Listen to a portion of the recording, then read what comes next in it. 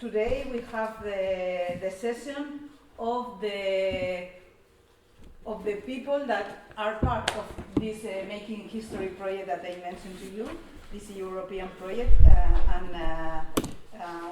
we have today with us the first speaker, Everardo Pérez Manjarez. Is a visiting scholar at Harvard Graduate School of Education in the United States. His research focuses on the intersections between colonialism, memory studies, and ethics. He has designed and implemented digital history curricula related to colonialism and travel paths, with participation from thousands of students in more than 23 countries. Currently, he is conducting research on the colonization of museums and their implications for education.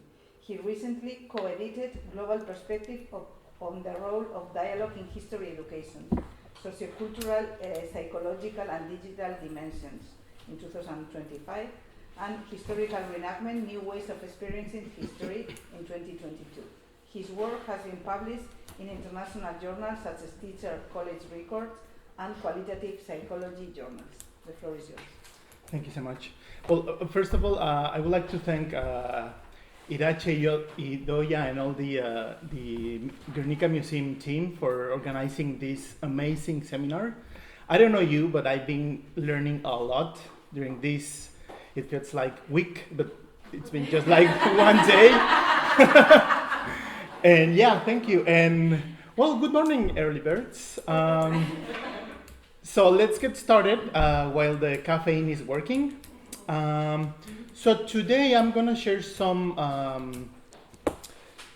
data of studies that we've been conducted in Latin America, and also some exploratory work in progress study on historical reenactments in Latin America.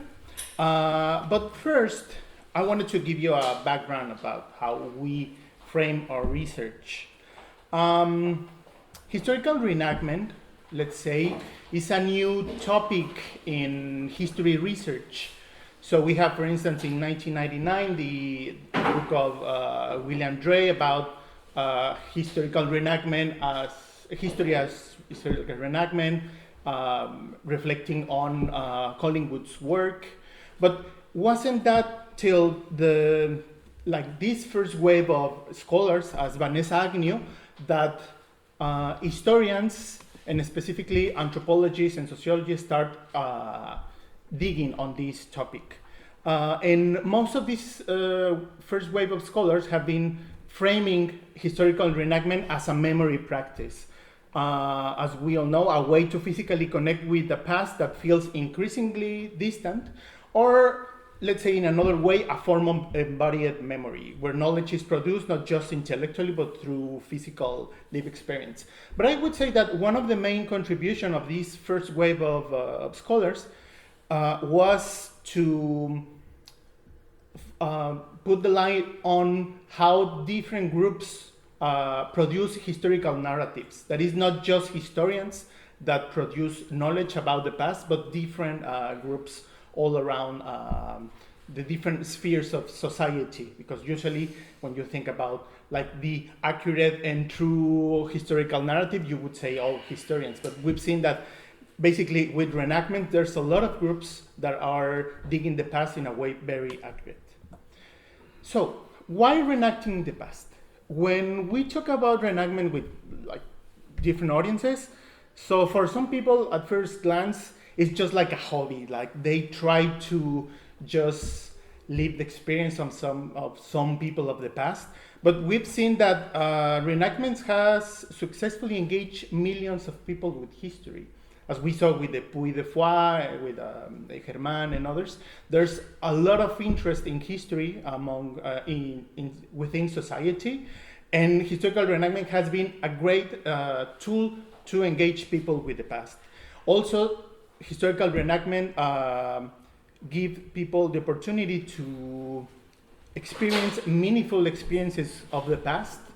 But well, what I'm gonna focus today is on the tensions over reenacting the past. This idea of how historical reenactment democratized the past, But at the same time, as we've been discussing earlier, it's also a process of ideologization of the past. It perpetuates a specific historical narrative. So, historical reenactment is effective, but we need to treat it with caution.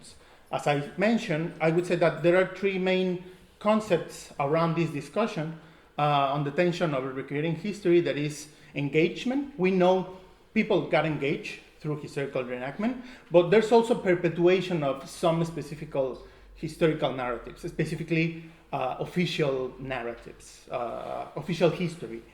And there's also, and we've been discussing this in previous presentations, this discussion around critical thinking, if recreating the past can promote critical thinking. We know that historical reenactment motivate people to dig deeper in the past, but there are also some personal experiences that hinder a critical understanding of the past. For instance, those that romanticize some specific battle or violent process that we've been seeing, like in other places. So there are two main questions for this presentation. One is, so there's a lot of criticism from historians to historical reenactment, but should we assess reenactment by the standards of historical scholarship? And if is that the case, can a reenactment change how we see history? As I said, there are like different perspectives around that. Some would say that historical reenactments functions just to maintain national values and official history. And for instance, in Latin America, we've seen that very often.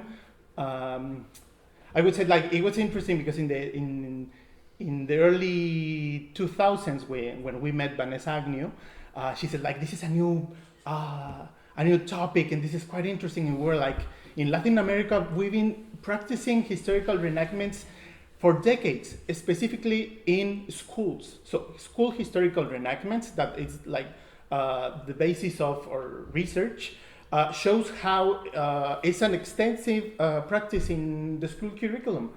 And most of these school historical reenactments serve to maintain the official history, reproducing these key foundational events, giving little room for alternative views. So, for instance, in the different school historical reenactments that we've been analyzing in Argentina, Uruguay, and Mexico, we've seen how these dramatizations are very rigid.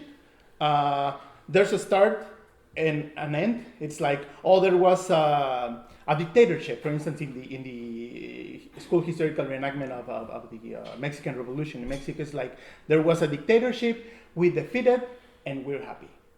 And the same with, for instance, in Argentina, we've been seeing how there was like the colonial power, and we got independence, and now we're happy. We're a strong community, and they are very popularized. There are like there's folklore, food party in this school historical reenactment, and most of these are very military-oriented reenactments, like parades. Actually, some colleagues from Europe, when saw these kind of reenactments in schools, they say like, oh, wow, what's happening here?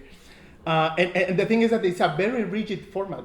So it's changing. We know that nowadays there are some examples of how some teachers are introducing like oral history or different historiographical perspectives in these school historical reenactments. But the truth is that mainly these reenactments in schools are used to maintain the idea of national unity and the historical discourse of the nation state. But on the other hand, and that's the focus of my presentation, is that other reenactments that try to widen the scope of narratives in historical reenactments. So for today, I'm going to present an exploratory study on the Moristas of Bracho from Zacatecas, Mexico.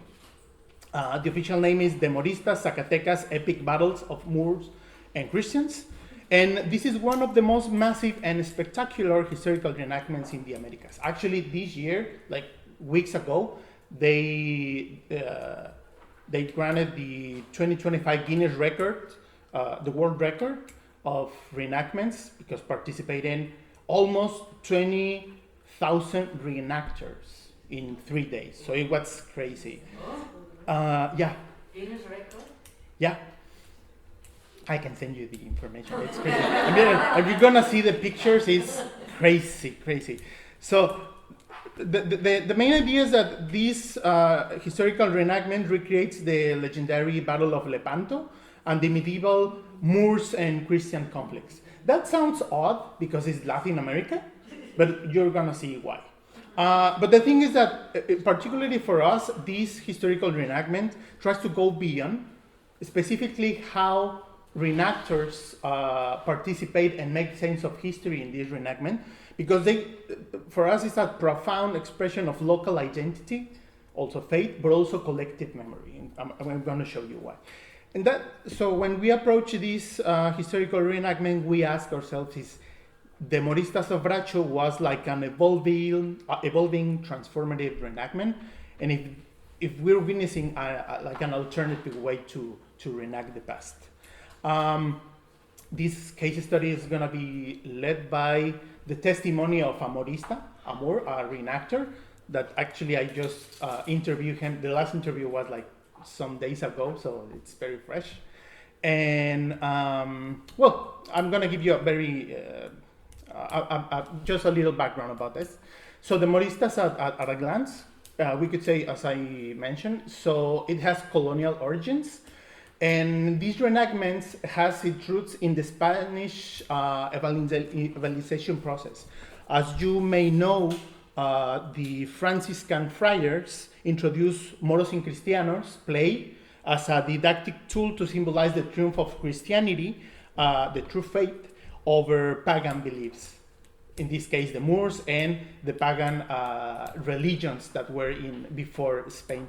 So that's the beginning of this reenactment. But the thing is that through time, the Moristas have been changing, and we've seen the syncretism of this reenactment since this festival quickly syncretized with prehistorical traditions and region's own history that is very rich, and I'm gonna show you. And one of the main things about this reenactment is that the Moristas is a community organized event.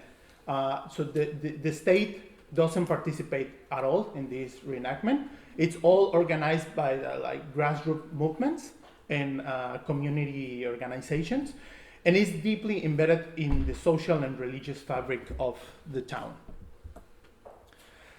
So the official description is that there's a family and community tradition. The participation is a mark of identities, like a manda it's a tradition that you have to maintain every year, and if not, you're a bad member of the community.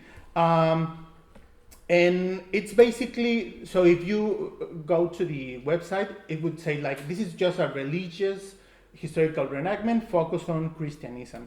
And the performance follows a multi-day script, which specifically reproduces different conflicts of Christians against Moors in history.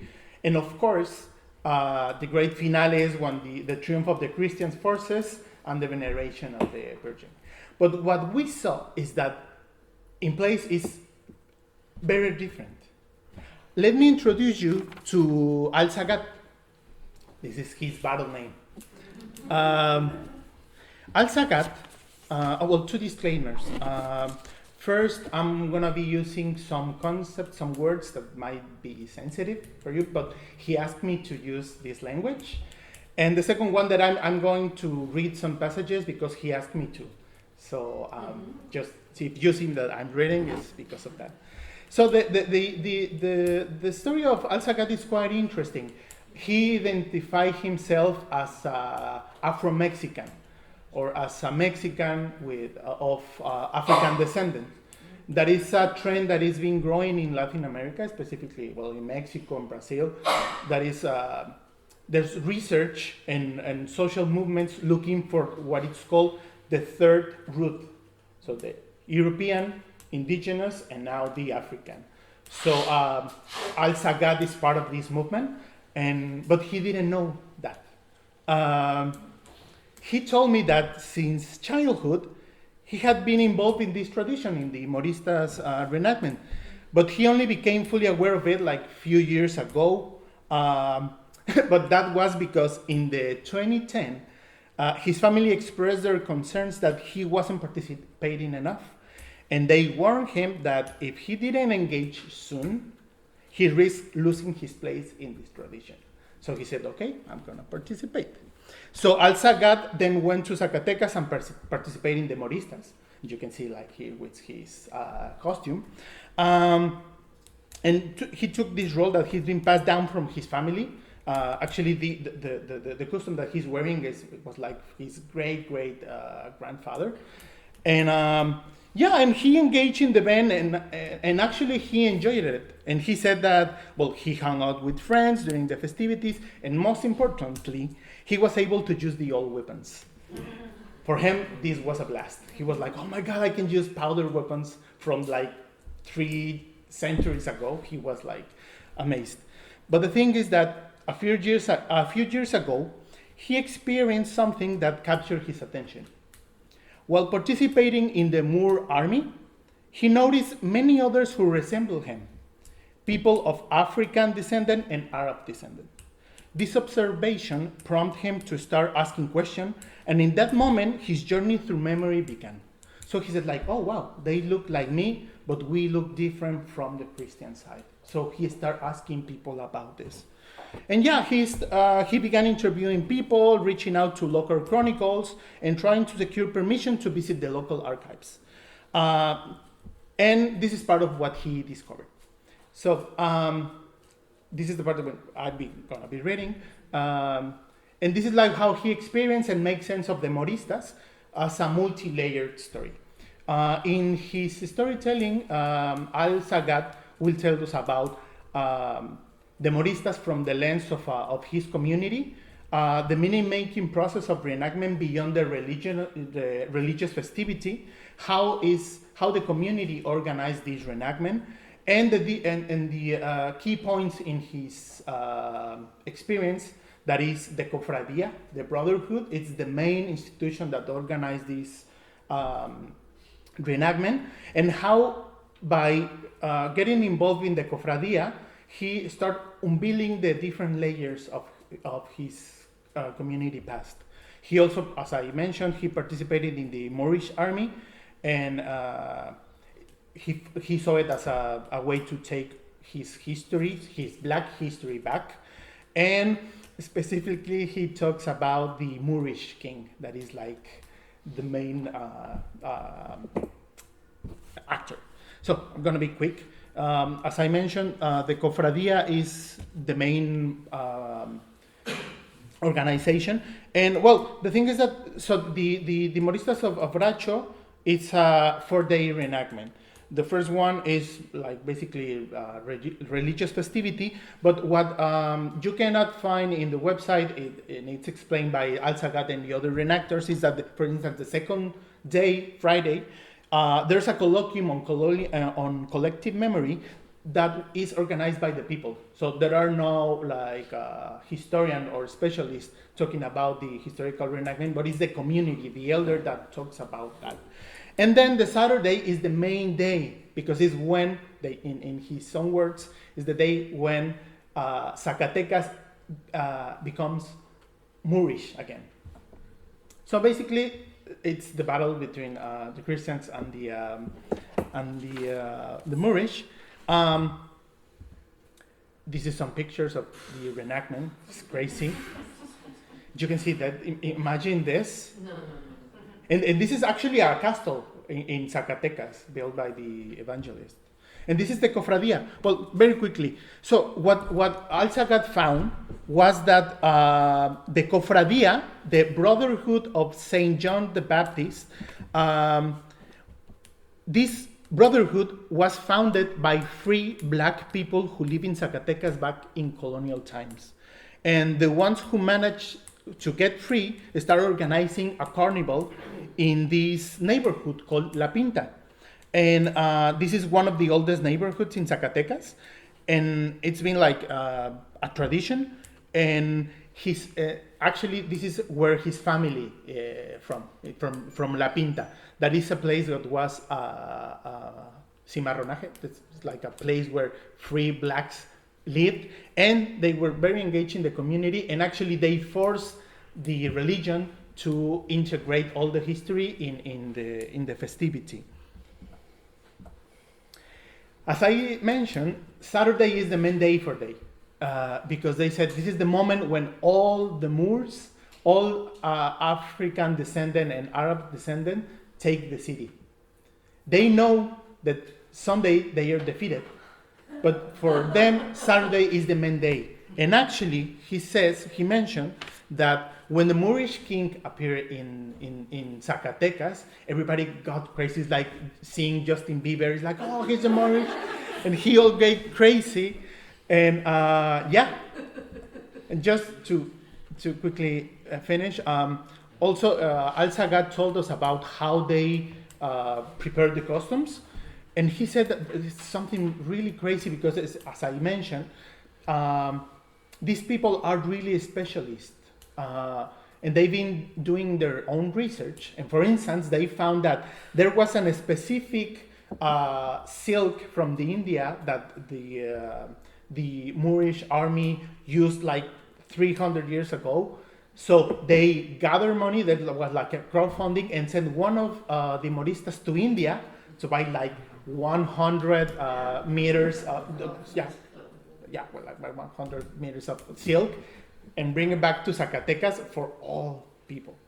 Yeah, it's crazy. And then just very quickly, as you can see, there's these two customs of Al-Sagat. The first one is his great-grandfather's custom. And the other, as you can see, is more, let's say, specialized. And if you look closely, you would see that the Moorish army uniforms are modeled after the Zouaves, you know, those Algerian style French soldiers. And there's a reason for that. Local historians told Al-Sagat that during the French invasion in Mexico, only the officers were actually French. Most of the troops were from Sudan, Morocco, and Algeria. And after the invasion, all these people stay in Mexico, and they were wearing this. So as Al-Sagat started digging in the past, he found that this is the way, the real way they portray the custom, and he tried to like do it exactly the same.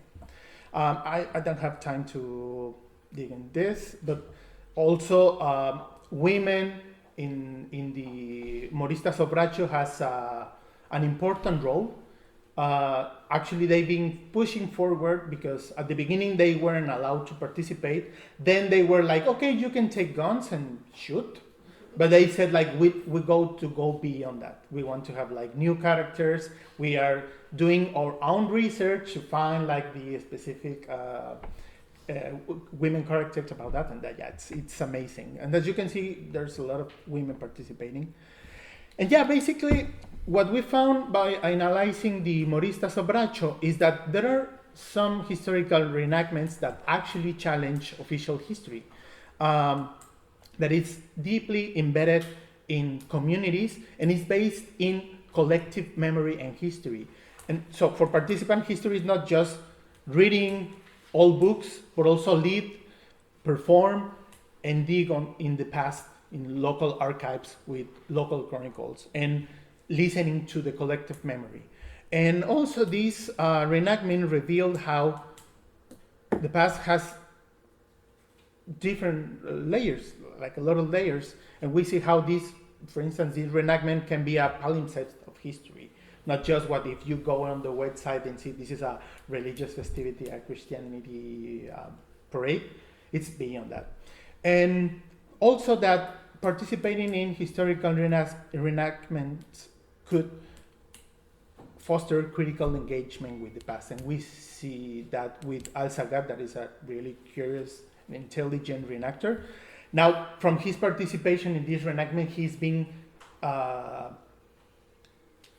getting more and more involved in searching this third route there's a video, but for instance, he started learning to play the African descendant harp in Mexico, and he's like doing a lot of work to reconstruct these paths for him. And that's basically it. Thank you so much.